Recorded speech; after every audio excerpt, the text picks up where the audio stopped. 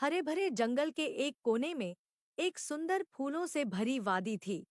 इस वादी में कई तरह के कीट पतंगे रहते थे, जिनमें से तीन सबसे खास थे।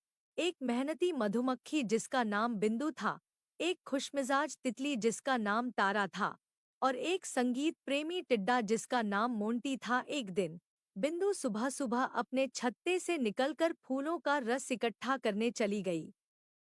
तारा अपने रंग-बिरंगे पंख फैलाकर फूलों पर मंडरा रही थी, और मोंटी एक पत्ते पर बैठा अपनी सुरीली आवाज में गाना गा रहा था। तीनों की मुलाकात एक बड़े गुलाब के फूल के पास हुई। बिंदु ने तारा और मोंटी को देखा और कहा, तारा, मोंटी, क्यों न आज हम तीनों मिलकर कुछ नया करें? मैंने सुना है कि इस वादी के पार एक रहस्यमय बगीचा है, जहाँ के फूल बहुत ही अनोखे और मीठे होते हैं। तारा ने अपने पंख फड़फड़ाते हुए कहा, वाह, यह तो मजेदार होगा, चलो चलते हैं। मोंटी ने भी उत्साहित होकर कहा, मेरा गाना उस बगीचे में और भी सुरीला लगेगा, चलो चलते हैं। तीनों ने मिलकर उस बगीचे की ओर उड़ान भरी। रास्ते में उन्हें कई तरह की बाधाओं का सामना करना पड़ा।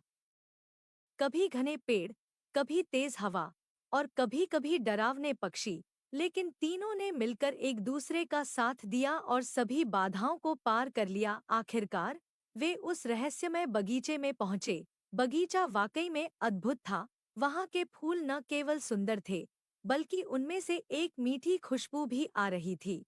बिंदु ने तुरंत फूलों का रस इकट्ठा करना शुरू किया। तारा ने फूलों पर मंडराते हुए अपने पंखों का जादू बिखेरा, और मोंटी ने अपनी सुरीली आवाज में गाना शुरू कर दिया। लेकिन तभी एक बड़ी मकड़ी ने उन पर हमला कर दिया। मकड़ी ने सोचा कि वह इन छोटे कीटों को आसानी से पकड़ लेगी।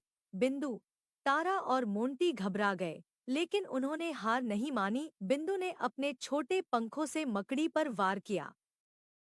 तारा ने अपने पंखों से धूल उड़ाई, जिससे मकड़ी को कुछ दिखाई नहीं दिया, और मोंटी ने अपनी तेज आवाज में गाना गाकर मकड़ी को विचलित कर दिया। तीनों ने मिलकर मकड़ी को भगा दिया और राहत की सांस ली। उन्होंने एक दूसरे को धन्यवाद दिया और खुशी-खुशी अपने काम में वापस लग गए। बिंदु ने सबसे मीठा रस इकट्ठा किया। तारा ने अपने पंखों से फूलों का पराग फैलाया, और मोंटी ने अपनी सुरीली आवाज से पूरे बगीचे को मंत्रमुग्ध कर दिया। शाम होने पर तीनों वापस अपने घर लौटे। रास्ते में उन्होंने अपनी साहसिक यात्रा के बारे में बातें की और महसूस किया कि एकता और मित्रता से वे किसी भी चुनौती का सामना कर सकते हैं।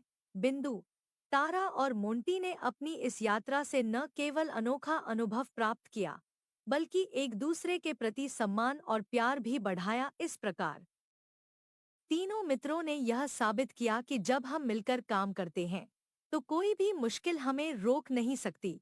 उनकी दोस्ती और साहस की यह कहानी जंगल के हर कोने में गूंजने लगी, और वे सबके लिए प्रेरणा बन गए।